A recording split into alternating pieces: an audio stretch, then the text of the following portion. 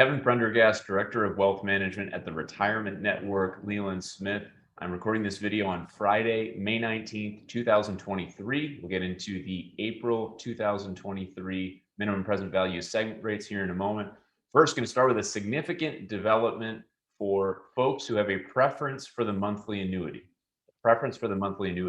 And specifically, we are talking about a monthly annuity, a monthly payment received directly from AT&T's pension programs. So if you are someone who will take a pension lump sum and then buy an annuity from an insurance company, that's a different transaction than I'm talking about here. That's frankly a transaction we have mixed feelings about. That is a different transaction. We're talking about a monthly annuity received directly from the pension programs. You may have received an email from AT&T on May 3rd, which was talking about the transfer of the monthly annuity obligation away from the pension program and to an insurance company called Athene.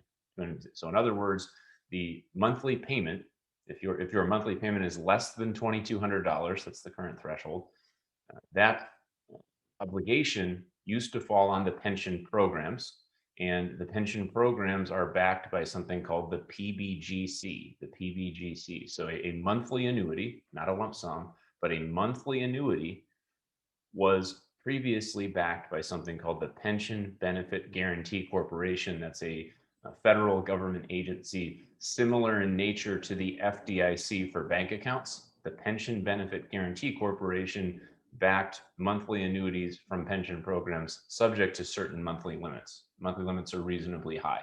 So most folks are covered under this Pension Benefit Guaranty Corporation with respect to the monthly annuity, not the lump sum, but the monthly annuity.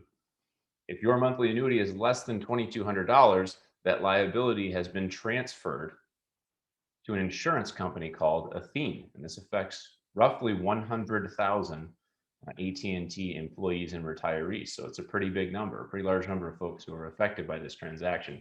And it will likely work out just fine. The concern is that no longer is that PBGC coverage applicable. Rather, the obligation is backed by the insurance company, Athene, which is owned by a private equity group called Apollo. So there's some controversy about private equity groups getting involved in insurance because private equity firms presumably have more short-term profit interests, whereas insurance companies have long-term obligations. So there's a bit of a timing mismatch there, a time horizon mismatch. So that's kind of the fundamental concern when private equity gets involved in insurance.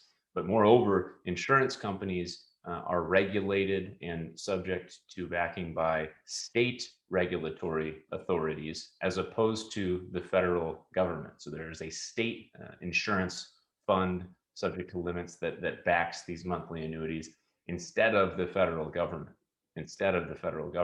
And depending on the financial position of the state in which you're located, that guarantee may be more or less strong, not as strong as the federal government backing. So this is something to monitor, perhaps a non-issue. Hopefully it's a non-issue. Insurance company failures in this country are pretty rare, to be clear. They're pretty rare. So don't want to set off any alarms, but it is kind of an interesting development. It's been done before. Other pension programs at other large companies have done something similar to this before. So it's not unprecedented, but it is an interesting development worth monitoring. All right. Let's get into the April 2023 segment rates recently published by the IRS. And as always, if you have questions, if you'd like to set up a conversation with one of our advisors, you can respond to the email, reply directly to the email containing this video. We do monitor that inbox, or you can call our office, or you can click this Get Your Free Assessment button. It'll take you to our calendaring tool.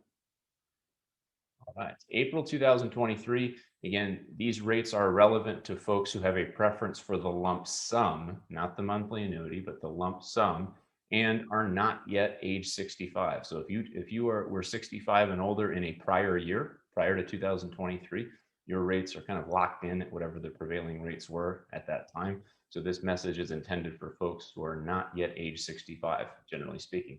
And we're comparing to the November of 22 rates.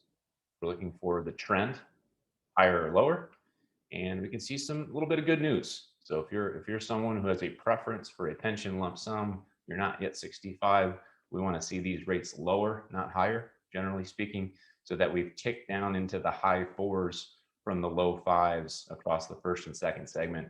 That's a positive development. That's a positive development. I hope this is helpful. Let us know if you have questions, comments, feedback. Otherwise, we'll see you next month. Bye.